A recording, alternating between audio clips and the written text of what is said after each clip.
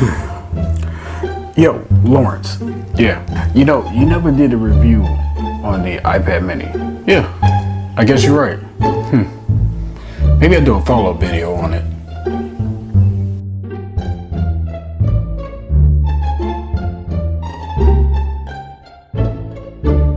It's tech time.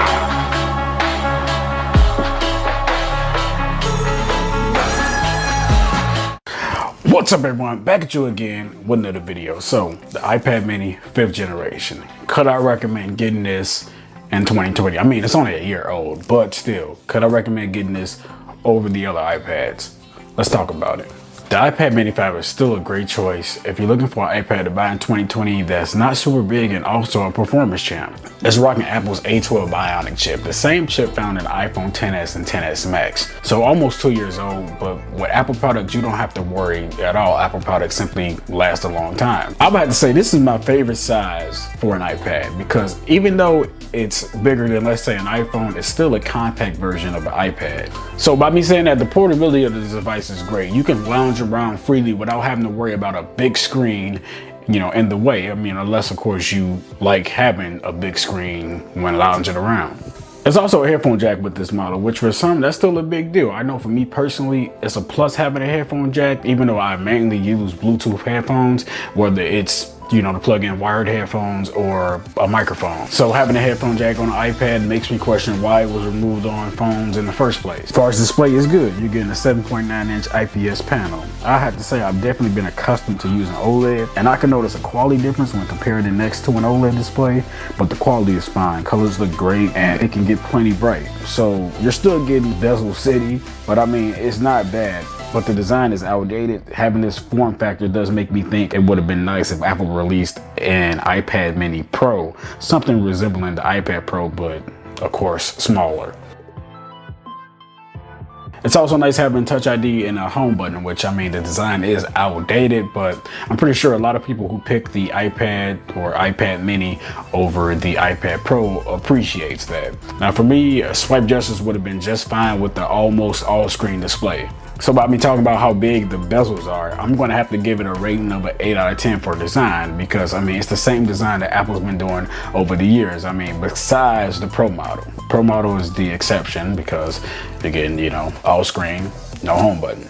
Even though my iPad mini is a little basic right now because all I mainly got really is games installed, I have no complaints at all with the iPad mini. Maybe one complaint, and that will be the storage, but we'll talk about that in a little bit. And speaking of gaming is great. I actually made a gaming video recently, so check that out if you want. I put the link to that in the description. And really the only issue I had with gaming was that the games needed to be optimized better. So performance, excellent, just the games need to be optimized better if you ever ran into any, you know, issues.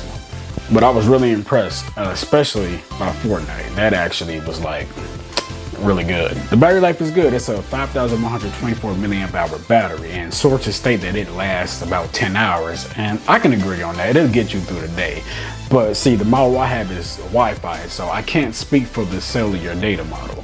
Little side note. So by me saying the performance of the iPad mini is excellent, I would like to see Final Cut Pro come to the iPad OS.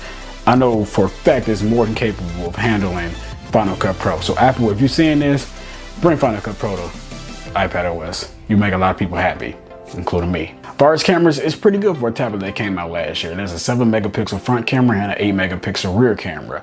But I mean, let's be honest, who's really going to choose their tablet over their phone? So I mainly take pictures off my phone, but it's still good to have a good camera on the iPads, and I appreciate that. So Apple, another note to you, keep improving the iPad's cameras. Okay, so back to my only complaint on the iPad mini, or actually, I have to say the iPads before 2020, and that's the storage. For the base model, the storage is 64 gigabytes, and that's the model that I have, and that's trash.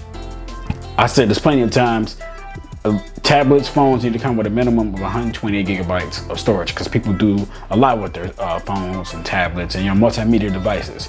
So going forward, which I'm pretty sure Apple is going to do because in the 2020 models, the base storage is 128 gigabytes, but I'm just going to say this, ship base models with at least 128 gigabytes, you know, and bring it up to as far as a terabyte or 512 gigabytes, but there needs to be 128 gigabytes of base storage for any device. I also enjoy using the Apple Pencil. Now it's pricey. This was $99, but you know what? This thing is worth it. Now I'm not saying that the $99 is justifiable. Definitely could be lower, but Apple products are premium, and when I unboxed this thing and used it for the first time, I'm like, wow, like I can just see, like, you know, Apple has not really made a bad product in terms of quality. But I can't say this thing allows me to be more precise on things. So I didn't expect to like it as much as I do.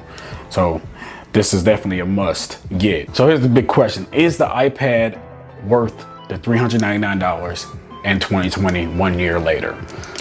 And I say first, so I'm assuming you're looking to get a tablet and not a phone. And if you're looking to get a phone, I'll take a look at the iPhone SE with a faster processor than the iPad mini.